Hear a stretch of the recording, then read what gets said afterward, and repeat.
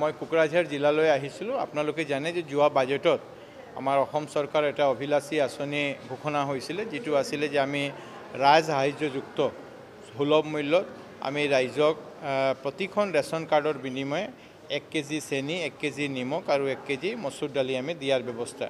সেইকাৰণে আমি অসমতে প্ৰায় 34,000 ফেয়াৰ প্ৰাইচ শ্বপ আছে আৰু যাৰ জৰিয়তে আমি 70 লাখ ৰেচন কাৰ্ডক আমি এই যোজনাটো অহা 1 অক্টোবৰৰ পৰা এই আঁচনিটো আমি আৰম্ভ কৰিম।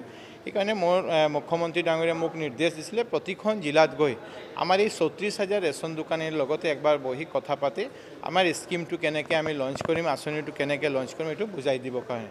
মই ভাবোঁ এইটো এটা ডাঙৰ আঁচনি অহা অক্টোবৰ মাহৰ পৰা আৰম্ভ হ'ব আৰু এই জৰিয়তে আমি ৰাইজক সহায় কৰিব পাৰিম।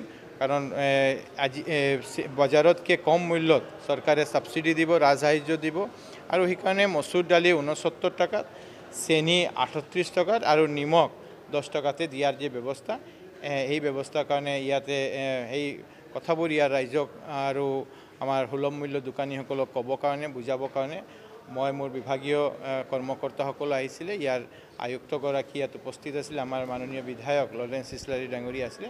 সেই উদ্দেশ্যলৈ ইয়াত অহা হৈছিলে। আমি প্ৰতি মাহে অসমত 70 লাখ ৰেচন কাৰ্ড আছে আৰু এই 70 লাখ ৰেচন কাৰ্ডৰ জৰিয়তে আমি প্ৰতি মাহে 2,45,00,000 বেনিফিচিয়াৰীক আমি ৰেচনৰ চাউল দি থাকোঁ। বিনামূলীয়া যে চাউল, সেই চাউলটো দি থাকোঁ। এতিয়া যে চেনি, দালি আৰু নিমখটো আমি আৰম্ভ কৰিম, এইটো পাৰ কাৰ্ড 1 কেজিকৈ দিয়া হ'ব। 1 কেজি চেনি, 1 কেজি নিমখ আৰু এইকাৰণে 70 লাখ ৰেচন কাৰ্ডৰ মাধ্যমে আমি দিম, কিন্তু বেনিফিট হ'ব এই 2,45,00,000 যাক আমি ৰেচন যাৰ ঘৰত পাব, এই সকলোৱে এইটো বেনিফিটটো পাব। 1 অক্টোবৰৰ পৰা এইটো আমি 10খন জিলাত আৰম্ভ কৰিম আৰু 1 নৱেম্বৰত আমি বাকী 25খন জিলাতে আমি আৰম্ভ কৰিম। এবাৰ ই-পছ ল'লোঁ আৰু মচুৰ দাইল, চেনি আৰু নিমখ আমি 1 কেজি দি দিম।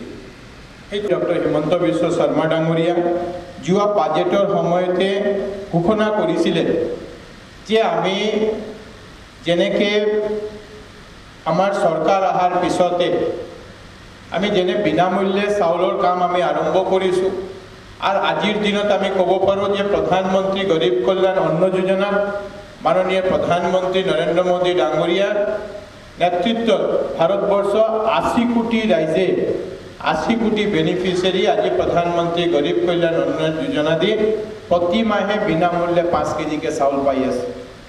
আগৰ দিনত আপোনালোকে চিন্তা কৰক, আগৰ দিনত বিনামূল্যে চাউল নাছিলে, সেই সময়ত অলপ চাউলৰ কাৰণে পইচা দিব লগা আছিল। আমাৰ চৰকাৰ অহাৰ পিছতে বিনামূল্যে ৰাজ্য চৰকাৰে সেই যে পইচাটো দিব লাগিছিলে, সেই ব্যৱস্থা ৰাজ্য চৰকাৰে গ্ৰহণ কৰিলে আৰু 2022 চনৰ পৰা কেন্দ্ৰ চৰকাৰে সিদ্ধান্ত ল'লে। কোভিডৰ সময়ত আমি দেখিছোঁ যে কেন্দ্ৰ চৰকাৰৰ চাউলো আমি পাইছোঁ, ৰাজ্য চৰকাৰৰ চাউল আমি পাইছোঁ আৰু এতিয়া আজিৰ দিনত মাননীয় প্ৰধানমন্ত্ৰী ডাঙৰীয়াৰ নেতৃত্বত গোটেই ভাৰতবৰ্ষৰ লগতে আমি অসমৰ ৰাইজে বিনামূলীয়া চাউল আমি প্ৰতি ব্যক্তি 5 কেজিকৈ চাউল আমি পাই আছোঁ। আজিৰ দিনত আমি ক'ব পাৰোঁ যে অসমত 2,45,00,000 ৰাইজক বেনিফিচিয়াৰী আমি প্ৰতি মাহে 5 কেজিকৈ চাউল যোগান দিবলৈ সক্ষম হৈছোঁ। আজি ৰাইজক যাতে আমি অলপ সহায় কৰিব পাৰোঁ, সেই চিন্তাধাৰালৈ মাননীয় মুখ্যমন্ত্ৰী ডাঙৰীয়া এটা নতুন অভিলাষী আঁচনি আৰম্ভ কৰিবলৈ গৈ আছে, যিটো ইতিমধ্যে ঘোষণা হৈছে। সেই আঁচনিটো হ'ল যে আমি ৰাজ সাহায্যযুক্ত মচুৰ দালি, চেনি আৰু নিমখ আমি ৰাইজক আমি দিম আৰু এইটোৰ কাৰণে প্ৰতিখন কাৰ্ডৰ বিনিময়ে 1 কেজি চেনি